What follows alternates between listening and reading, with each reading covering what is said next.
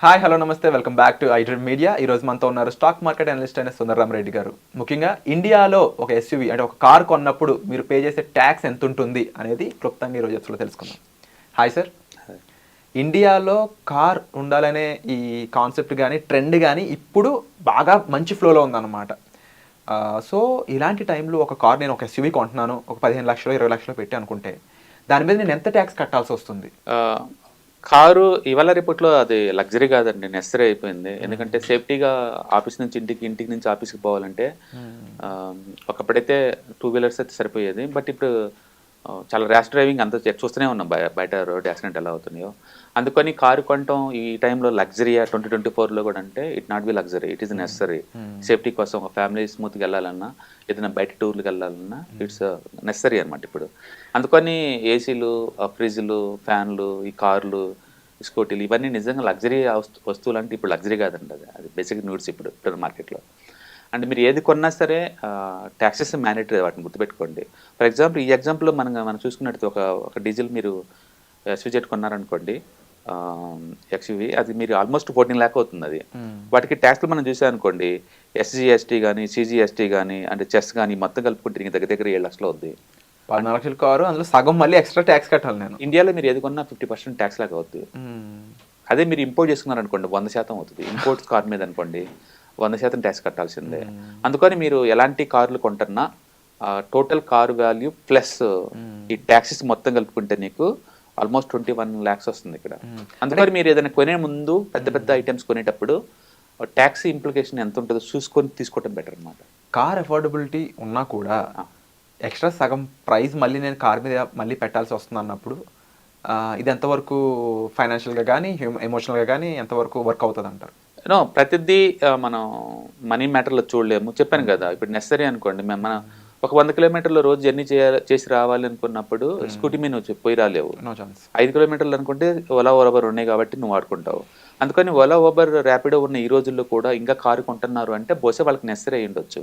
Okay, necessary అన్నప్పుడు తప్పదు, ఇంకా ఆ రేట్ ఇలా ఉంటాయి కాబట్టి. ఓకే, అంటే బెస్ట్ థింగ్ ఏంటంటే ఒక 4-5 నెలల క్రితం 4-5 సంవత్సరాల ముందే ప్లాన్ చేసుకున్నారు అనుకోండి, ఏదైనా మ్యూచువల్ ఫండ్ అలాంటి వాటిలో ఒక 5 lakh పడేసాం అనుకోండి, అవి గ్రో అయిన తర్వాత వాటిని ఎస్డబ్ల్యూపీగా పెట్టేసేసి ఇలాంటి వాటిని ఈఎంఐలా పెట్టుకుని కొనుక్కోవచ్చు అనమాట, తప్పేం లేదు. ట్యాక్స్లు అనేది అది కోర్ ప్రొడక్ట్లో కలిపే ఉంటుందండి, దాన్ని విడిగా చూడమాకండి. అంటే మీరు 4 వెళ్ళి హోటల్లో భోజనం చేశారనుకోండి, 4 కాదు అక్కడ ఉంది 5 అనమాట. ఆ కనిపించినోడు గవర్నమెంట్ వాడు భోజనానికి రాలేదు కాబట్టి వాళ్ళ వాటా నువ్వు జిఎస్టీ రూపంలో కట్టాలి. అంటే దీని గురించి ఆల్రెడీ సోషల్ మీడియాలో కానీ కొన్ని కాన్ఫరెన్స్ లో ఒక మాట వస్తుంది, స్లీపింగ్ పార్ట్నర్. తెలియకుండానే మనతో పాటు ట్రావెల్ చేస్తున్న ఒక మనిషి. అవును, అది గవర్నమెంట్ స్లీపింగ్ పార్ట్నర్ యావరేజ్ మీద ప్రతి వ్యక్తి జీవితంలో ఒక 40 to 50% దాకా ఉంటాయి, అన్ని కలుపుకుంటే, అన్ని ట్యాక్స్లు కలుపుకుంటే.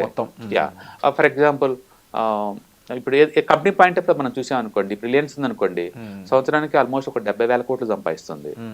అందులో కార్పొరేట్ ట్యాక్స్ గవర్నమెంట్కి వాళ్ళు 23% కట్టాలి. అవి కట్టంగా డబ్బు మిగిలిపోయింది అనుకోండి, వాటిని డివిడెండ్ రూపంలో పంచుతారు షేర్ హోల్డర్స్ అందరికి.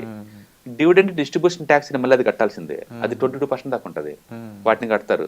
కట్టిన తర్వాత వచ్చే డబ్బులతో నువ్వు లైఫ్ ఎంజాయ్ చేద్దాం అనుకున్నావు అనుకోండి, మళ్ళీ 18% జిఎస్టీ కట్టాలా. అంటే అక్కడ కంపెనీ వాళ్ళకి కార్పొరేట్ ట్యాక్స్ కడుతున్నారు, డివిడెండ్ వచ్చినందుకు నువ్వు ఇన్కమ్ డివిడెండ్ డిస్ట్రిబ్యూషన్ ట్యాక్స్ కడుతున్నావు, ప్లస్ ఆ వచ్చిన డబ్బులు నువ్వు ఏదైనా ఎంజాయ్ చేద్దాం అనుకుంటే మళ్ళీ జిఎస్టీ కట్టాల్సిందే. అందుకని డిఫరెంట్ స్టేజ్ల్లో ట్యాక్స్లు అనేది మామూలు విషయం అనమాట. నువ్వు వద్దనుకుంటే ఫైనాన్స్ కూర్చుండి అంతే. అందుకని ట్యాక్స్లు అనేది కోర్ కాన్సెప్ట్. ఈవెన్ హౌస్ కూడా ఒక 1 crore హౌస్ అనుకున్నాం అనుకోండి, పేరుకి అది 1 crore అండి, దాన్ని మెయింటెనెన్స్ అండ్ పార్కింగ్ ఫీజులు అసలు అమ్యూనిటీస్ అని చెప్పేసి వాడు 10 రకాల అమ్యూనిటీస్ మొత్తం కలిపి ఒక ప్యాక్ లాగా 10 లక్షలు వేస్తాను నీ మీద. ప్లస్ గవర్నమెంట్కి రిజిస్ట్రేషన్కి వెళ్తాం కాబట్టి అక్కడ ఒక 10 లక్షలు ఉంటుంది, 20 లక్షలు. ప్లస్ ఇంటీరియర్ డెకరేషన్ చేసుకోవాలి కాబట్టి వుడ్ వర్క్ ఏమి ఇవ్వరు కదా, దానికి 20 అవుద్ది. అంటే మీకు 40% దాకా అవుద్ది మళ్ళీ. అంటే ఒక 1 కోటి రూపాయలు ఇల్లు అని చెప్పాడంటే అవతల వాళ్ళు నీకు ఇంకో 40+ అవుద్ది నీకు గ్యారెంటెడ్గా. అలా చూసుకొని మీరు వెళ్ళాలి తప్ప నాకు ట్యాక్స్లు వద్దు అంటే కుదరదు అక్కడ. అవి దాంట్లో పార్ట్ అనమాట అవన్నీ. సో ప్రొడక్ట్ మీద ట్యాక్సేషన్ అనేది మనం తగ్గించలేని పరిస్థితి. అవి తగ్గించలేవు. నువ్వు వద్దనుకుంటే రెంట్ కొనండి అంతే. ఓలా ఓబర్ తీసుకోండి, కార్ వద్దా ఓలా ఓబర్లో తీసుకొని జర్నీ చేసుకోండి, ఇల్లు వద్దా రెంట్ తీసుకొని స్టే చేయండి, ఇంకా ఆప్షన్ లేదు ఇందులో. వాటికైతే ఈ ట్యాక్స్ కట్టే పని లేదు. అఫోర్డబిలిటీ పెంచుకోవడం ఎలా అంటే అంతే. నేను చెప్పాను కదా, మీరు ముందే ఒక 4-5 years ముందే ప్లాన్ చేసుకున్నాను అనుకో, కారు కొందామన్నా ఒక ఇల్లు కొందామన్నా ఒక 10-15 ఇయర్స్ ముందే ప్లాన్ చేసుకోవడం ద్వారా మనం ఒక ఆర్గనైజ్ చేసుకోవచ్చు. నువ్వు అలా ఆర్గనైజర్ చేసుకున్నా సరే ఇన్కమ్ పెంచుకోవచ్చేమో కానీ ఈ ట్యాక్స్ తప్పించుకోలేవు కదా. ట్యాక్స్ అనేది కట్టాల్సింది. అందుకని ప్లాన్డ్గా ఉండాలి ప్రతి. అందుకనే లైఫ్లో ప్రతి స్టేజ్లో ప్రతి ఈవెంట్కి నువ్వు ముందే ప్లాన్ చేసుకోవాలా. 25 to 30 ఏజ్లో మ్యారేజ్ చేసుకుంటాం, సడన్గా వచ్చిందేం కాదు మ్యారేజ్. మ్యారేజ్ అయిన తర్వాత గోల్డ్ ఒక 5 lakhs, మ్యారేజ్కి ఎక్స్పెండిచర్ 10 lakhs, 15 lakhs దాకా ఈజీగా అయిపోద్ది వాళ్ళ రేపట్లో. నేను ప్లాన్ చేసుకోలేదంటే వర్కౌట్ అవ్వదు కదా, ప్లాన్ చేసుకోవాలి. తర్వాత ఒక 4-5 years కిడ్స్ వస్తారు, కిడ్స్కి ప్లాన్ చేసుకోవాలి. వాళ్ళ ఎడ్యుకేషన్కి, హైయర్ ఎడ్యుకేషన్కి ప్లాన్ చేసుకోవాలి. ఒక ఇల్లు కొనడానికి ప్లాన్ చేసుకోవాలి. ఒక రిటైర్మెంట్కి ప్లాన్ చేసుకోవాలి. ప్రతిదీ ఫైనాన్షియల్ ప్లానింగ్ అయ్యి. అంటే మీరు ఏది కొన్నా సరే ఇట్స్ ప్లానింగ్ అనమాట. ఎవ్రీ మంత్ కూడా మీ డబ్బుల్ని బడ్జెట్లో లెక్కేసుకోవాలి ముందే, స్పెండ్ చేయకముందే. అందుకని ఒక డిసిప్లైన్ మేనర్లో ఒక బడ్జెటింగ్తో ప్లాన్ చేసుకొని ఇలాంటి వాటి కొనుక్కోవటం ద్వారా ఏంటంటే మనకు అఫోర్డబిలిటీ ఉందా లేదా, తర్వాత ట్రాప్ అవ్వకుండా ఉంటామా లేదా అని మనం చూసుకుంటాం.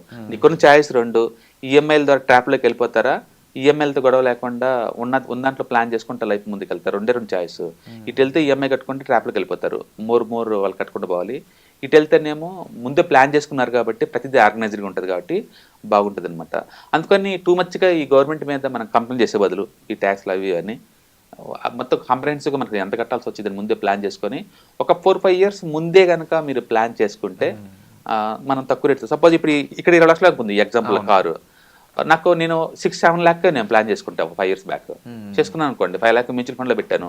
అది కనుక ఇయర్లీ 20% గ్రో అవుతుంది అనుకోండి, కొంచెం అమౌంట్ పెరగగానే అవి 10 lakhs అవ్వగానే అందులో ఉంచి నేను ఎస్డబ్ల్యూకి పెట్టుకుంటాను, లోన్ తీసుకుంటాను కార్ లోన్. టాక్సేషన్ పెరగడం ద్వారా ఫైనాన్షియల్ ఎడ్యుకేట్ అవుతారు జనాలు.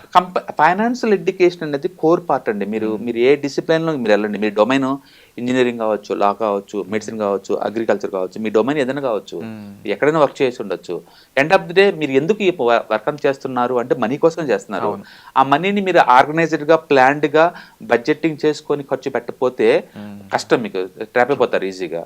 అందుకని హౌ టు నీడ్ ప్లానింగ్ అనమాట. ప్రాపర్ ప్లానింగ్ కావాలి, బడ్జెటింగ్ కావాలి, ఈ మనీ ఎక్కడెక్కడ పెడితే ఎలా జనరేట్ చేసేలో కావాలి, అంటే ప్యాసివ్ ఇన్కమ్ మన వర్క్ చేయపని ఎలా జనరేట్ అవుద్ది ఐడియా ఉండాలి. అందుకని ఫైనాన్షియల్ లిటరసీ పెంచుకొని, ఇన్కమ్ పెంచుకొని వాటిని జాగ్రత్తగా ప్లాన్ చేసుకోవడం ద్వారా ఎలాంటి వస్తువులను కొనుక్కోవచ్చు పెయిన్ తక్కువతో అంటుంది అది. బట్ కరెంట్ రియాలిటీ ఎలా వర్క్ అవుతుంది అనేది మాకు తెలియజేస్తుంది కూడా. Thank you so much. Right. Yeah hi. ప్రస్తుతం ఉన్న ప్రపంచంలో ఫైనాన్షియల్ లిటరసీ అనేది ఎంత ఇంపార్టెంటో అందరికీ ఇప్పటికే అర్థమై ఉంటుందండి. సో స్టాక్ మార్కెట్కి వచ్చేసరికల్లా ఇది చాలా అప్ అండ్ డౌన్స్ అవుతూ ఉంటాయి. మార్కెట్ చాలా వాలటిలిటీ ఎక్కువ ఉంటుంది. వేరే అసెట్ క్లాస్తో పోల్చుకుంటే ఇక్కడ టూ మచ్ వాలటిలిటీ ఉంటుంది. సో దీన్ని ఎలా హ్యాండిల్ చేయాలి, and ETFs, index funds, mutual funds ద్వారా ఎలా మనీ మేక్ చేసుకోవచ్చు, ఇది టోటల్ మీకు ప్యాసివ్ ఇన్కమ్ లాగా as well as active income లాగా ఎలా ఉపయోగపడుతుందో ఈ ప్రోగ్రామ్ ద్వారా మీకు నేర్పడుతుంది.